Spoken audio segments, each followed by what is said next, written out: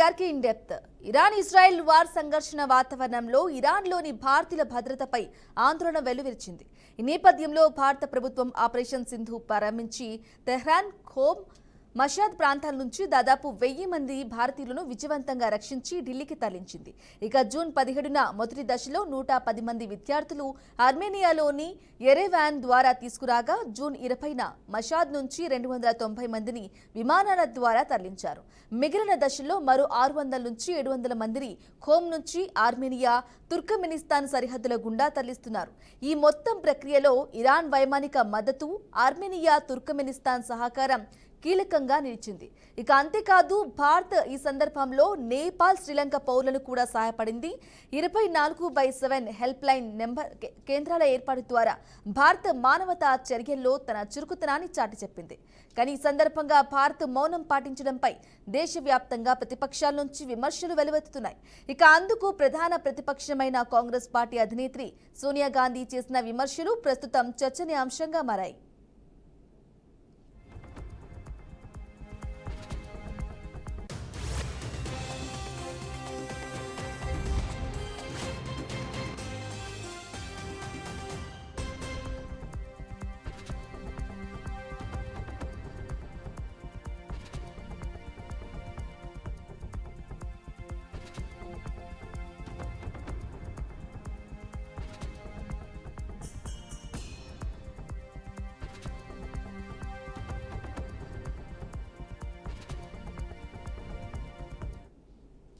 June 13న ప్రారంభమైన Israel, Iran మధ్య యుద్ధం అంతర్జాతీయ సమాజాన్ని ఉలిక్కిపడేలా చేసింది.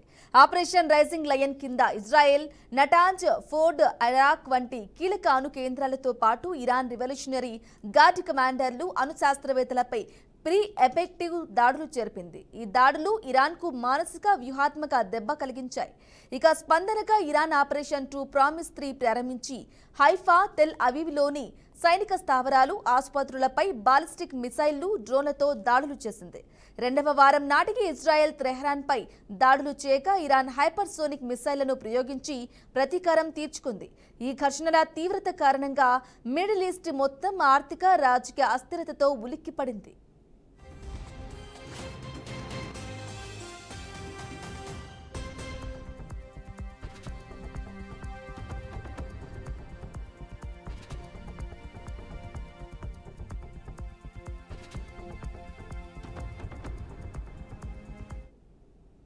ఇక ఇజ్రాయెల్తో రక్షణ, సాంకేతిక భాగస్వామ్యం ఒకవైపు, ఇరాన్తో చెహబార్ పోర్ట్ ఆయిల్ సంబంధాలు మరోవైపు ఉన్నప్పటికీ భారత ఇరు దేశాలతో సమతుల్య సంబంధాలు కొనసాగించడానికి నిష్పక్షపాత వైఖరిని అనుసరిస్తోంది. విదేశాంగ మంత్రి ఎస్ జైశంకర్ ఇరాన్ అధికారులతో సంప్రదింపులు జరిపి ఘర్షణ నిలిపివేయాలని సూచించారు.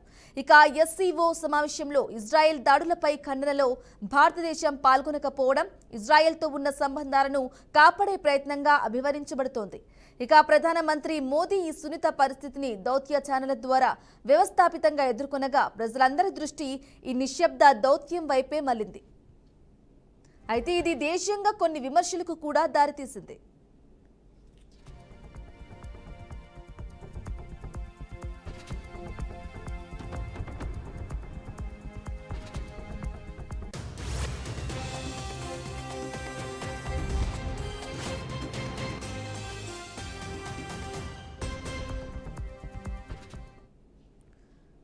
ఇక భారతదేశ అధికార వైఖరిపై దేశీయ రాజకీయ వర్గాలు తీవ్ర అసంతృప్తిని వ్యక్తం చేశాయి. కాంగ్రెస్ నేత సోనియా గాంధీ కేంద్ర ప్రభుత్వ నిశ్శబ్దాన్ని, దౌత్య వైఫల్యం, నైతికత విస్మరణపై విమర్శించారు.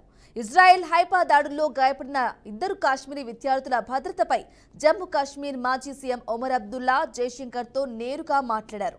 సోషల్ మీడియాలో ప్రజల అభిప్రాయాలు మిశ్రమంగా ఉన్నాయి. ఒకవైపు ఇజ్రాయెల్కు మద్దతు వ్యక్తమవుతూ ఉండగా, మరోవైపు ఇరాన్పై విమర్శలు వెలువెత్తుతున్నాయి. ఇక పాత మిత్రత్వాలు అంటే 1971 యుద్ధంలో ఇజ్రాయెల్ సహకారం, ఆపరేషన్ సింధు వంటి సందర్భాల ఆధారంగా భావోద్వేగాలు రాజకీయ అభిప్రాయాలను ప్రభావితం చేస్తున్నాయి.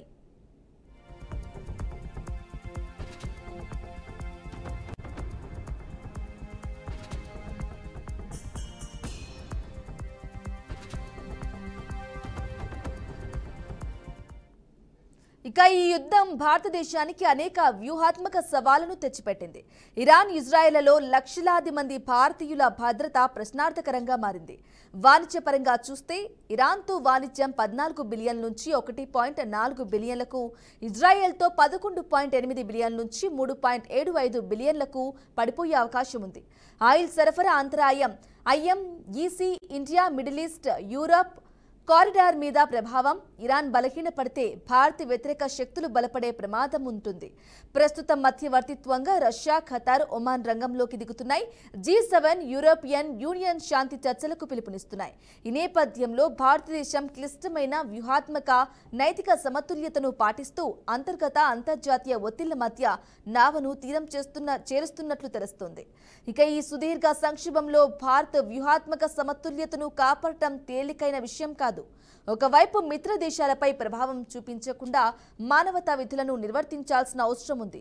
మరోవైపు భవిష్యత్తులో దీర్ఘకాలిక ప్రయోజనాలను కూడా దృష్టిలో ఉంచుకోవాల్సిన దౌత్య సమర శక్తి అవసరం. నిజంగా ఈ యుద్ధం భారతదేశానికి నావిగేషన్ మాత్రమే కాదు, ఒక పరీక్ష.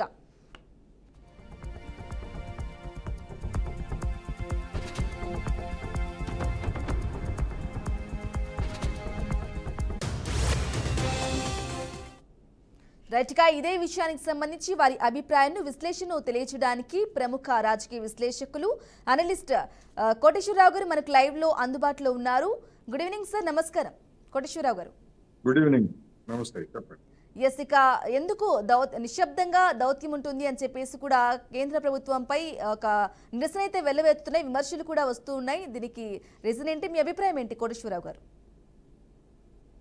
నిశ్శబ్ద దౌత్యము లేకపోతే అవకాశవాదం, మరొకటి పేరు ఏదైనప్పటికీ భారతదేశం ఇప్పటికే కొన్ని అంశాల్లో విమర్శలు పాలైంది అనేటువంటిది ముందుగా మనం గమనించాలి. గాజాలో జరుగుతున్నటువంటి నరమేధాన్ని ఆపాలి అనేటువంటి ఒక తీర్మానాన్ని ఐక్యరాజ్య సమితి సాధారణ అసెంబ్లీలో ప్రవేశపెడితే మన దేశం దానికి అనుకూలంగా ఓటు వేయకుండా తటస్థంగా ఓటింగ్ను బహిష్కరించింది. దుర్మార్గాన్ని ఆత్మని కోరటానికి కూడా మనకు నోరు రాలేదు అంటే ఆ తీర్మానాన్ని వ్యతిరేకిస్తున్నటువంటి అమెరికా అడుగుజాడల్లో మనం నడుస్తున్నట్టుగా అనేక మంది దాన్ని పరిగణిస్తున్నారు. ఎందుకంటే దాడులు జరుపుతున్నది అమెరికా కాదు, ఇజ్రాయెల్. ఆ ఇజ్రాయెల్ జరుపుతున్నటువంటి దాడుల్ని ఆపువేయమని అడగటానికి మనకి నోరెందుకు రావట్లేదు అనేది ఒక సమస్య. రెండవది, ఇరాన్ విషయంలో గతంలో అమెరికా ఒత్తిడికి మన ప్రభుత్వం పూర్తిగా లొంగిపోయింది. ఒక విధంగా చెప్పాలంటే ఇరాన్ బెదిరింపులకి మన ప్రభుత్వం భయపడింది. ఎలా అంటే ఉక్రెయిన్ రష్యా వివాదంలో రష్యా మీద అమెరికా ఆంక్షలు విధించింది. ఆ రష్యాకి అనుకూలంగా ఉన్నటువంటి ఇరాన్తో కూడా అంతకుముందే ఇరాన్ మీద ఆంక్షలు విధించింది. ఆ ఇరాన్తో కూడా చమురు లేదా ఇతర లావాదేవీలు జరిపేట్లయితే మన దేశం మీద కూడా ఆంక్షలు విధిస్తామని అమెరికా బెదిరించింది. ఆ బెదిరింపులకి మరి మన దేశం లొంగిపోయి ఇరాన్ నుంచి చమురు కొనుగోలు చేయడం మానేసింది. అటువంటిది ఇప్పుడు ఏకపక్షంగా ఇజ్రాయెల్ దాడి చేసింది. దాడికి గురైంది ఇరాను. కోర్స్ దాడికి గురైనంత మాత్రాన ప్రతిఘటించకూడదనేమీ లేదు. కానీ మన విదేశాంగ మంత్రి ఇరాన్కి ఫోన్ చేసి మీరు ఉద్రిక్తతలను తగ్గించండి అని చెప్పేసి కోరినట్లుగా వార్తలు వచ్చాయి. ఆయన నిజంగా ఏం చెప్పాడు ఏంటనేటువంటిది నిర్ధారించుకోవాల్సింది. అంటే ఏమిటి, ఇజ్రాయెల్ వాడు అమెరికా వాడు దాడులు చేస్తున్నా కానీ మీరు చేతులు కట్టు కూర్చోండి అని చెప్పేసి చూడమా? ఒక మిత్రపక్షానికి, ఒక మిత్ర దేశానికి చేయాల్సినటువంటి విజ్ఞప్తి అది. అదే మరి ఇజ్రాయెల్ కూడా మన మిత్రపక్షం, మిత్రదేశం అని చెప్తున్నారు కదా. మరి ఇజ్రాయెల్కి ఫోన్ చేసి మీరు దాడులు ఆపండి, మీరు కూడా దాడులు ఆపండి, ముందు మీరే ప్రారంభించారు, మీరు ఆపండి అని ఎందుకు చెప్పలేకపోయింది అనేటువంటిది ప్రశ్న. అందువలన ఇవాళ అంతర్జాతీయంగా జరుగుతున్నటువంటి పరిణామాల విషయంలో సోనియా గాంధీ కావచ్చు, లేదా వామపక్షాలు కావచ్చు, ఇంకెవరైనా కానీ భారత ప్రభుత్వ వైఖరిని తప్పుపట్టడం అనేటువంటిది అది సహజం. ఆ విధమైనటువంటి అవకాశవాదానికి కేంద్ర ప్రభుత్వం లోను కావడం అనేది ఇవాళ అంతర్జాతీయ రాజకీయాల్లో అనేక మంది భావిస్తున్నట్టుగా అది అమెరికా ఒత్తిడికి లొంగి అన్నది స్పష్టంగా కనిపిస్తాం. ఓకే, అలాగే కోటేశ్వరరావు గారు, ఇక ఈ యుద్ధానికి సంబంధించి ఇరాన్ ఇజ్రాయెల్ యుద్ధానికి సంబంధించి ఇండియాపై ఎలాంటి ప్రభావం పడే అవకాశం ఉందంటారు? భారత్ మీద ఇప్పుడు ఒకవేళ హార్ముజ్ జలసంధిని గనక ఇరాన్ మూసివేసేట్లయితే ఆ వైపు నుంచి మనకు వచ్చేటువంటి చమురు ఇవన్నీ కూడా రవాణా ఆగిపోతుంది. వేరే ప్రాంతాల వైపు నుంచి అంటే ఆఫ్రికా వైపు నుంచి మనం గనక ఆ చమురుని తెచ్చుకున్నట్లయితే మనకి రవాణా ఖర్చులు తడిచి మోపిడవుతాయి. అదేవిధంగా ఇతర ఉత్పత్తులు, మన ఉత్పత్తులు కూడా ఆ ప్రాంతం ఆ జలసంధి మీదుగా రవాణా కావాల్సి వస్తే మన ఉత్పత్తుల ఎగుమతులు కూడా దెబ్బతినేటువంటి అవకాశం ఉంది. అందువలన అలాంటి పరిణామం నిజంగా జరిగితే హార్ముజ్ జలసంధిని ఇరాన్ గనక మూసివేసేట్లయితే తలెత్తేటువంటి పరిణామాలని ఆలోచించాల్సి ఉంది. అదేవిధంగా ఏడెన్ జలసంధిని కూడా ఇప్పుడు అమెరికా కనుక మధ్యధరా సముద్రం నుంచి ఇటువైపు అరేబియా సముద్రం వైపు లేదా ఈడెన్ గల్ఫ్ వైపు కనుక తన యుద్ధ నౌకల్ని రప్పించినట్లయితే మేము దాడులు చేస్తామని చెప్పేసి యెమెన్లో ఉన్నటువంటి హౌతీలు కూడా ఇప్పటికే హెచ్చరికలు చేశారు.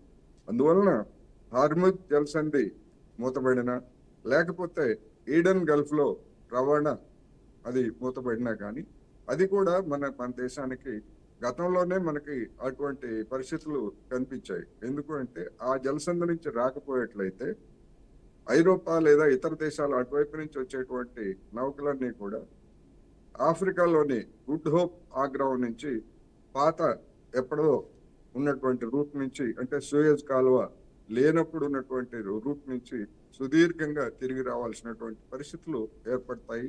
గతంలో ఆ విధంగా ఏర్పడ్డాయి. అందువల్ల పరిణామాలు ఏ విధంగా జరుగుతాయి, ఎందుకంటే క్షణానికి మారుతున్నటువంటి ఈ నేపథ్యంలో ఏం జరుగుతుంది అనేటువంటిది మనం చెప్పలేము. ఈ యుద్ధం అనేటువంటిది భారత్ కూడా అనేక విధాలుగా దౌత్యపరంగా నష్టం, ఆర్థిక పరంగా కూడా నష్టం అనేది చెప్పక తప్పదు. ఓకే, అలాగే కోటేశ్వరరావు గారు, ఇక యుద్ధాన్ని నివారించేందుకు ఏవైనా శాంతి చర్చలు జరుపుతున్నారంటారా?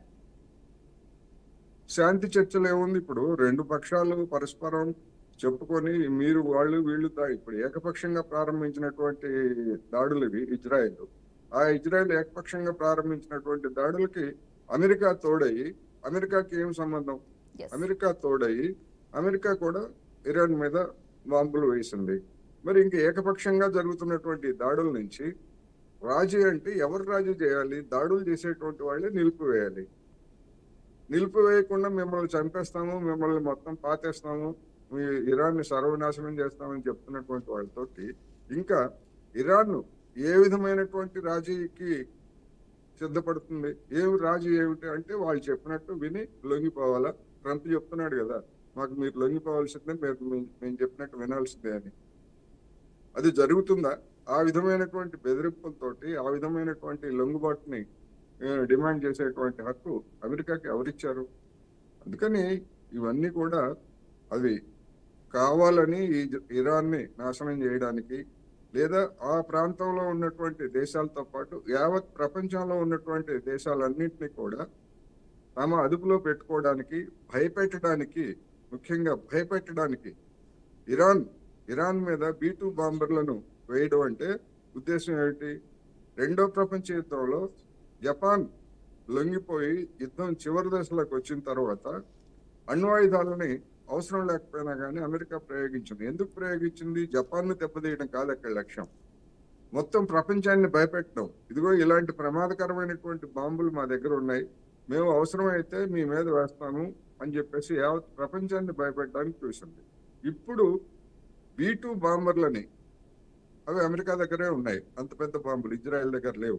అటువంటి బాంబర్లను ఉపయోగించి మేము అవసరమైతే మమ్మల్ని వ్యతిరేకించే వాళ్ళు కానీ మా అనుయాయి అయినటువంటి ఇజ్రాయెల్ని ఎవరైనా వ్యతిరేకించినా కానీ ఆయా దేశాల మీద B-2 బాంబర్లతో దాడి చేస్తామని చెప్పేసి అమెరికా ఇప్పుడు బెదిరింపులకి దిగిందనేది తాజాగా జరిగినటువంటి దాడులు మనకి స్పష్టం చేస్తుంది.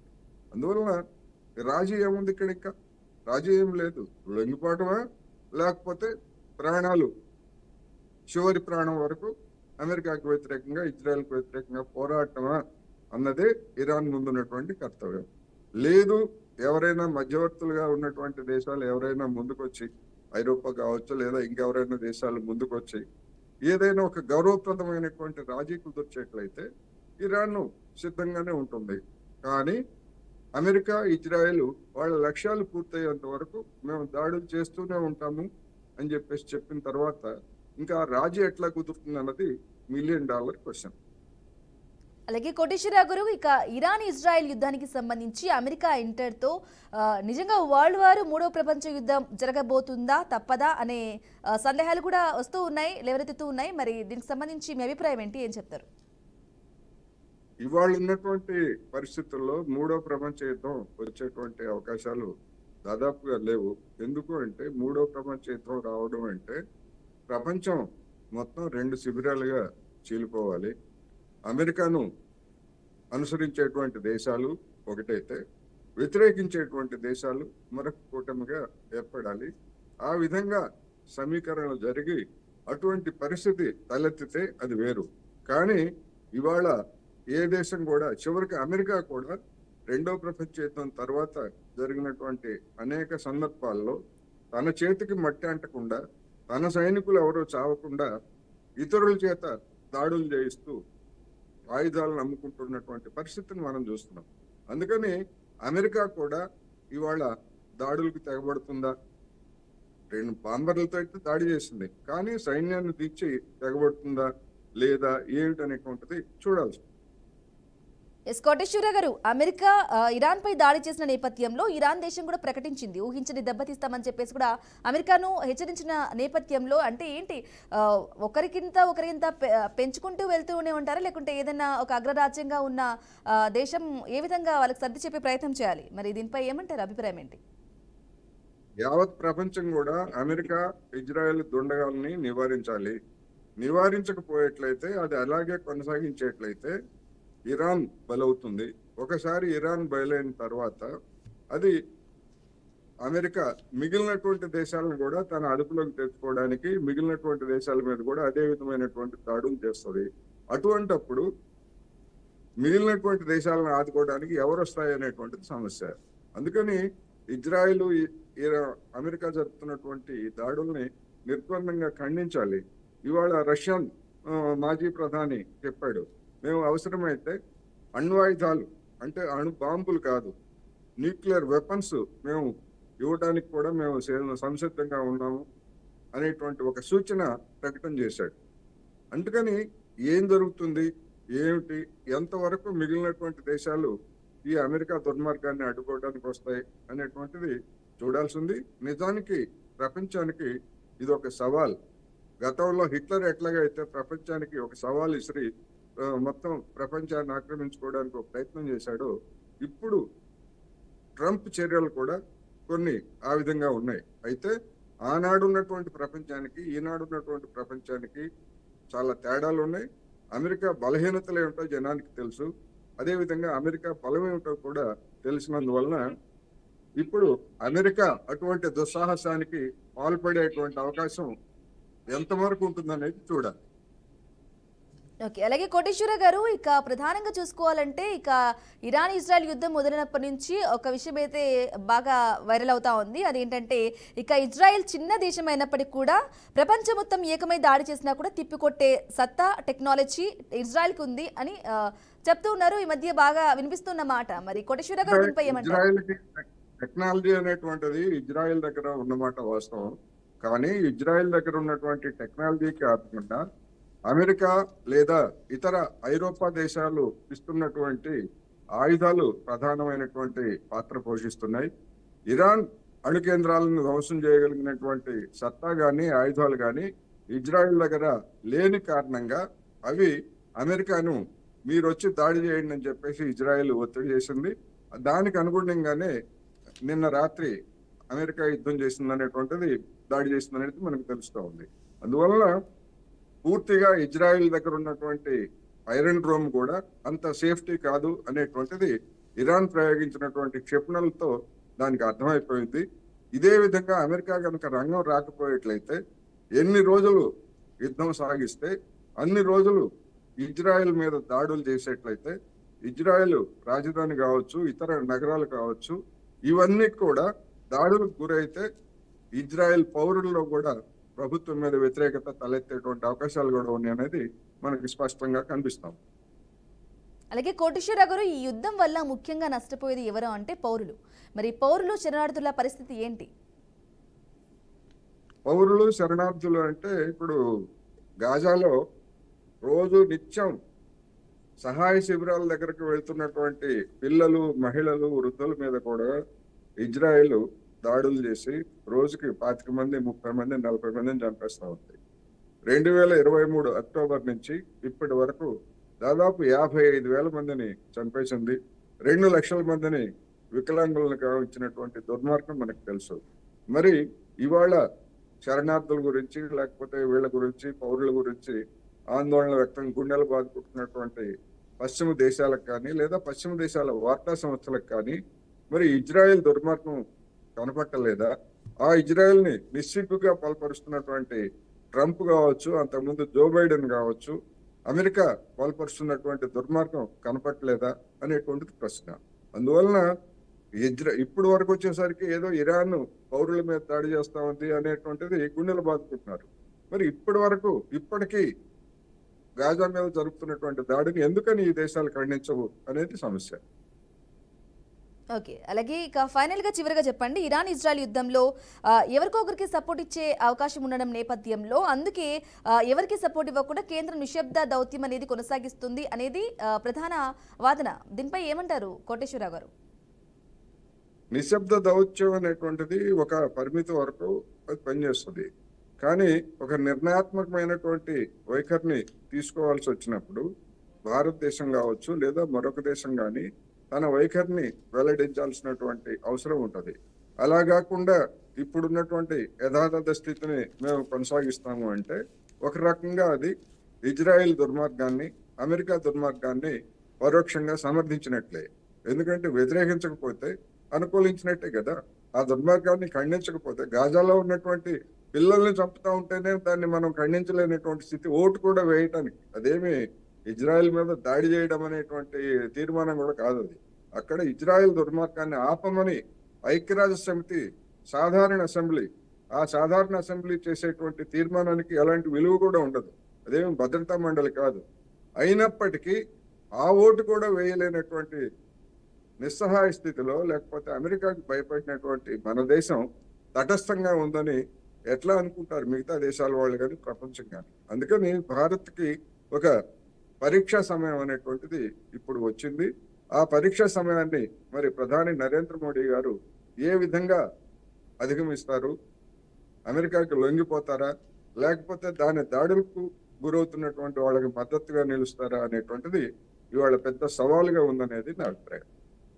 ఓకే, రైట్ కోటేశ్వరరావు గారు, థ్యాంక్ యూ అండి మీ విశ్లేషణను అలాగే అభిప్రాయాన్ని తెలియజేసినందుకు.